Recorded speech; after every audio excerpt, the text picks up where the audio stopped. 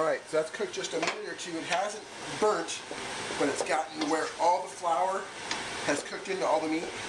So you don't have that floury taste, because you don't want to have a floury taste. Now what I got over here, is some stock. Now since I'm not actually doing a competition, I didn't make my stock from scratch. I used a product that I like. It's called Better Than Base. And you just follow the directions on it. And that's what you would use.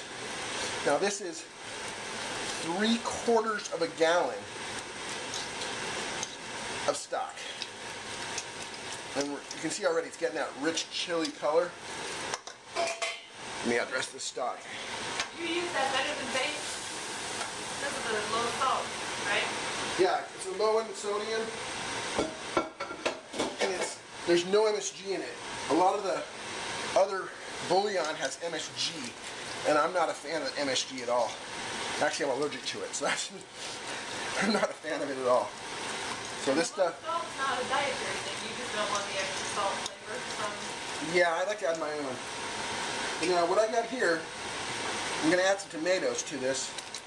What this was whole tomatoes, but I put them in the blender and pureed them. And got them good and pureed. Puree, whatever you want to call it. Now what I'm doing right now is I'm using a big wire whip to break up all the chunks of flour and meat that's in there. Throw a spatula there and just scrape. There's a couple of chili corns that didn't get crushed all the way. What I'll do is I'll skim those out. But that's basically my chili. Now it's going to simmer for a good 2 hours. So I'm going to let it come to a boil, lower it down, let it simmer for about 2 hours. And then we'll show you what it looks like. We're back. And it's been about 2 hours, pretty close to that. Well, how about this? It's been 1 hour and 40 minutes to be exact. The chili is just about there. It looks there. So you can see it's thickened up quite a bit. I've got a ladle here to show you how thick it is now. You can see it's thickened up quite a bit. It's not as loose as it was. I simmered it for a good hour uncovered.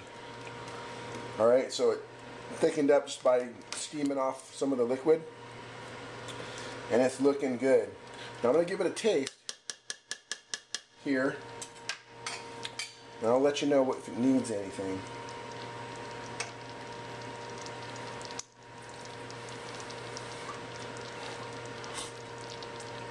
That's good. I'm going to add, just to give it a pep, I'm adding a tablespoon.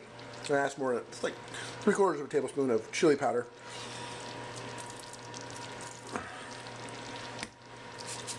Just to give it a little pickup, because it lost some of that chili flavor. That'll bring it back. It's not that much, a little bit. Also going to add some salt. That was about a tablespoon of salt. Because remember, I've only added, well, I added some at the beginning, but I always like to add a little salt to finish to get a good flavor. Now you can get a spoon. Let me give it another taste.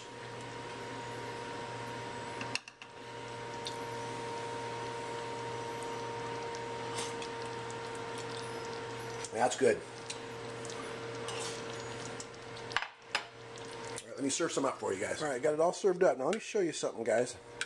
Now, in competition chili, what they'll do is they'll come up to your bowl of chili, they'll give it a stir, and they'll pull their spoon out. Now on that spoon, that's about all they really taste right there. On that spoon, I don't know if you can see it, but on the spoon you got to have a little bit of everything. There's a little bit of onion on there, there's a few little pieces of meat, and there's that nice sauce on there. All that's got to be on the spoon. So when they go to taste your chili, they'll be able to pick up a spoonful, taste that one spoonful, it's got to have everything in it. So they can taste everything. So there you go.